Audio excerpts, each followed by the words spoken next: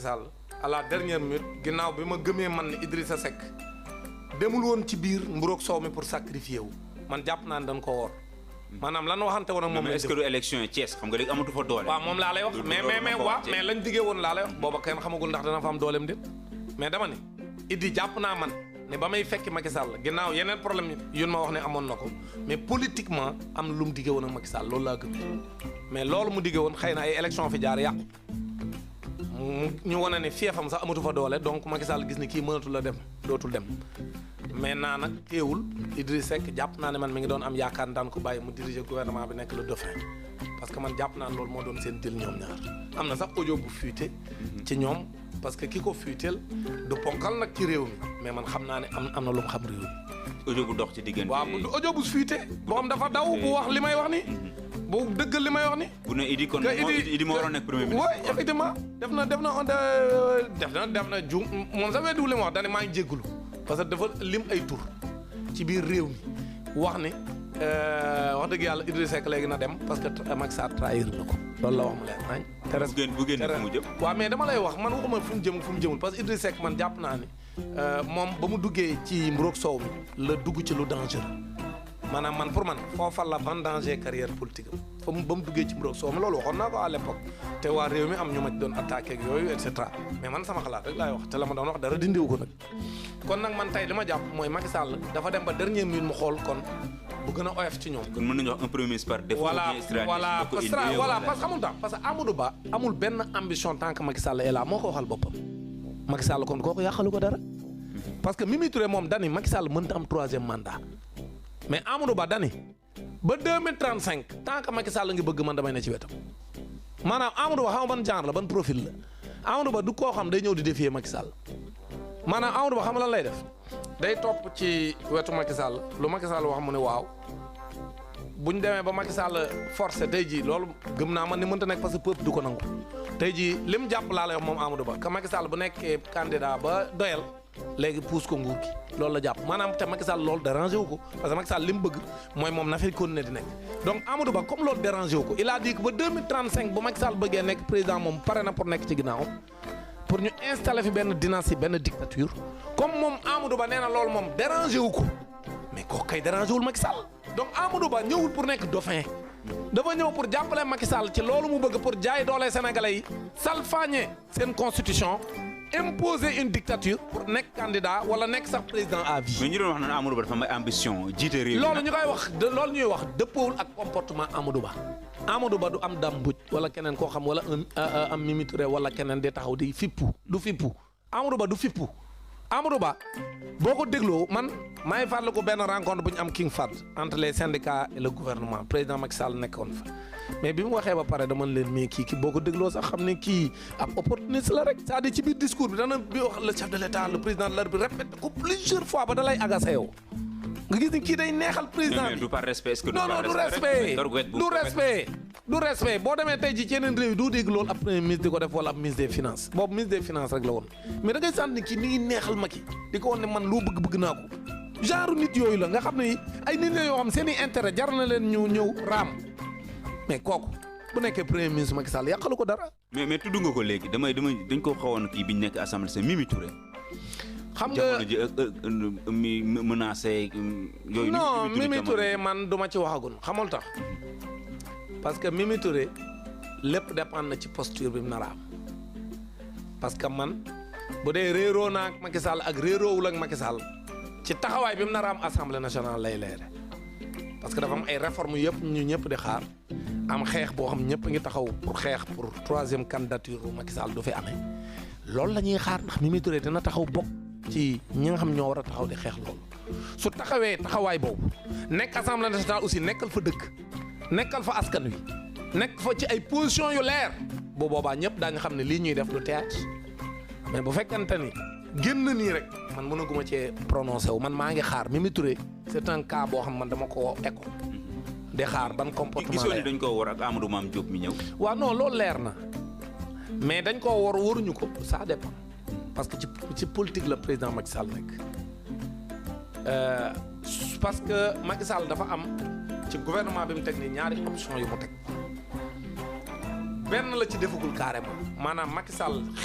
option bi nga xam si moom moo koy obnubilé nga xam ne moom moo ko tee nelaw mooy nu mu def ba teg 3e candidature am jaay doole Sénégalais yi pour nekkat bi au delà de 2024 loolu mooy première option bi. première option boobu xam na ni amu ci ay garantie 100% parce que am na nu muy demee réew mi dana jaxasoo goo xam ne day dellu ginnaaw ci loolu. pour delloo ginnaaw ci loolu il faut mu xool ca contexte ba ki nga xam ne gëm na ni moo gën pour mu surveiller ses arrières parce que moom président Macky Sall bëggul Sonko remplacer ko te Sonko est le mieux placé dans l'opposition moom mu la gën a xam moom Macky Sall il a tous les sondages depuis des années mi ngi def ay sondages Sonko chaque jour day gën a yokk dooleem luñ ko gën a diaboliser muy gën a am doole lu ko chroniqueur tappale katam yi di gën a diaboliser Sonko di gën a am doole luñ ko gën a xas naan ko violeur nga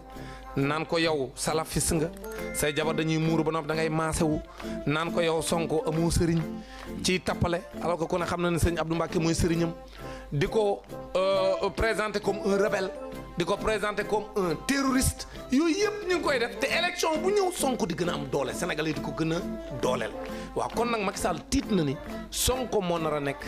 ki nga xam ne moo ko fi nar a jëlee ci kàttanu yàlla léegi nag kooku option boobu su demee ba moom xam ne mënta doon candidat dina xool ci ñoom kim yaakaar ne mën na koo jàppale pour peut-être sax jalgati élection yi parce que boobaa dina ko jaral parce que Macky Sall moom leer na ma ne Sonko remplacé ko jaral na ko mu wëlbati Sénégal. ah bon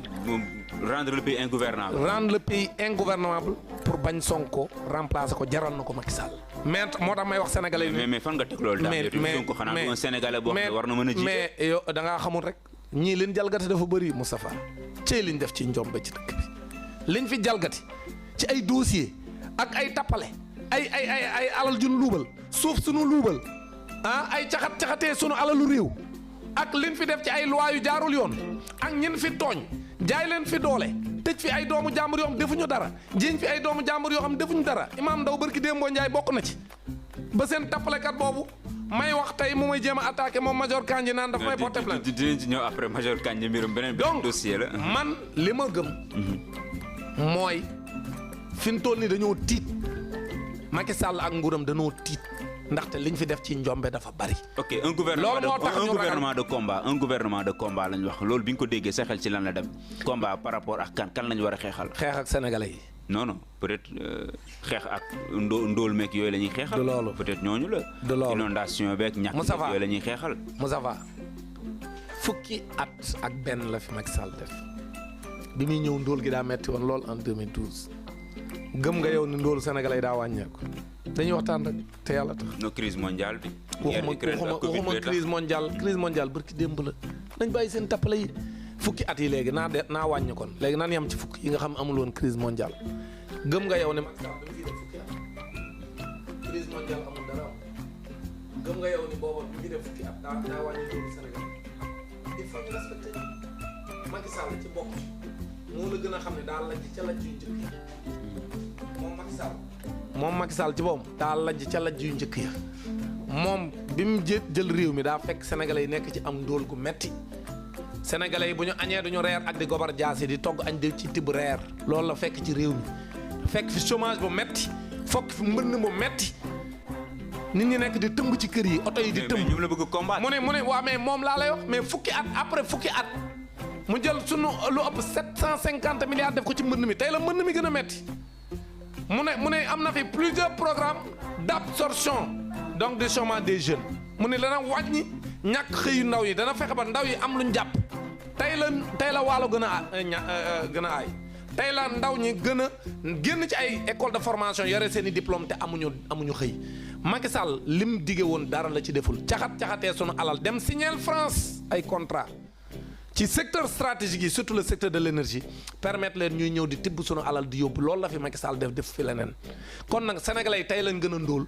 tey la kat sénégalais yi gën a sonn tey la gën a sénégalais yi gën a nekk ci mbënd mi tey la sénégalais yi gën a ñàkk xëy tey la sénégalais yi gën a nekk ci ay jafe-jafe ñëwul ma si slogan wu gouvernement bi seen slogan bi gouvernement de combat dama la gouvernement de combat bi du lenn lu dul jaay doole sénégalais yi pour que Macky Sall continue fi nekk après 2024 bu ko defee li mu def ci njombe moo nguuram ñu nëbbal leen ko pour que duñu rendre compte Macky Sall nu muy def ba du rendre compte lay xool dañoo tiit parce que jàpp nañ ne liñ fi luubal leen fi yàq bis mun amee un Ousmane Sonko bu leen remplacer au pouvoir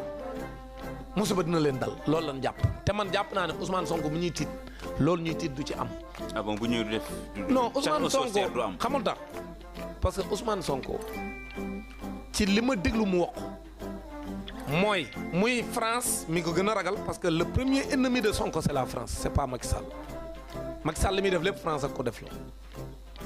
am na ci intérêt nag parce que moom bis bu jafe-jafe amoon mooy rendre compte moom Macky Sall moom ak ay jegeñaaleem mais Macky Sall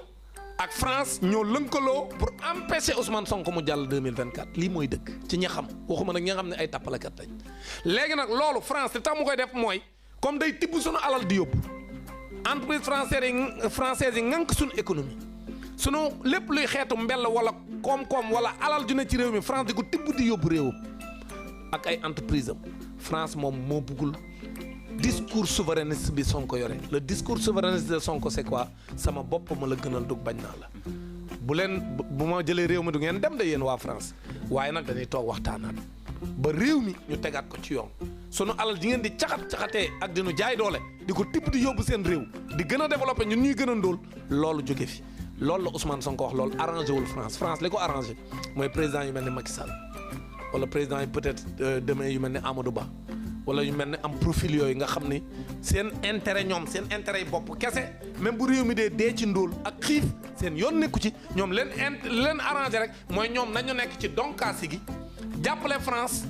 jàppale leen pour ñu installer fi ab gouvernement boo xam nekk lu fi Sénégalais. ok dama bëggoon ñu taxaw ci biir gouvernement boobu dama bëggoon ñu taxaw comme combat lañ wax am profil yu ñëw ñu yaakaar ne ay combattant lañ gis nañ maître Moussa Bocar Thiam jóge agent judiciaire de l'État dugg ci ñu jox ko communication bi ñu gis ku mel ni Mame Mbaye Niang dellu si ñu gis ku mel ni Pape Malick Ndour dugg ci biir gouvernement bi Ismaïla Madior Fall dellu si ñooñu bi nga gisee seen profil. loolu ñaari jàngat laa ci am premier jàngat mooy dafa am ñoo xam ne pendant li Macky Sall di jiite lépp depuis phénomène Sonko bi feeñ parce que Macky Sall mi doog a commencé jiite phénomène Sonko feeñagul woon boobu Macky Sall daf doon jiite ci vraiment presque tapis rouge lañ ko lalaloon parce que boobu opposition bi fi nekkoon sonaluñ ko woon bi mu demee ba yàlla nar a def mu am un opposant boo xam ci loxoom lay jaare moom mu créé ko jaay ko doole dàq ko ci administration bi mu dem ba kooku tey jii taxaw képp koo xam ne mi ngi ci kaw Macky Sall di ko saaga Macky Sall da lay may doole même boo nekkee ab saagakat bu nekk ci réseaux sociaux Macky Sall da lay recevoir képp ku nekk ci biir politique wu Macky Sall di saaga Ousmane Sonko ak di jaay ak réewande boo xoolee Moussa Bokar boobu ngay wax moom moo doon empêché. moo leen kojoon Ourossogui. moo leen kojoon Ourossogui naam daa ay nitam dañoo mujj daw ñoom moo ne woon Ousmane Sonko du dugg Ourossogui ñëw taxaw empêché caravane Ousmane Sonko ci campagne élection législative yi dafa mujj daw moo ki nitam mais comme jéem na wone ni moom am na fitu ne day kar Ousmane Sonko kon loolu neex na Macky Sall beneen bi mooy soo jëlee ku ci mel ni Pape Malick Ndour moom ak ay réseaux sociaux mag ay parce que ñoom jéem nañ am seen mafia kàcc naam amul doole mais mi ngi jéem di contrer mafia kàcc bi ensuite day taxaw di attaquer Sonko partout dans les médias comme maag moom yàgg nañ tase ci ay plateau donc loolu lañ ko récompenser mooy attaquer Sonko boo jëlee Doudou Ka taxaw na sax ca kaw otoom ay gendarme ne ko teñ laa jël yóbbu la sa kër biir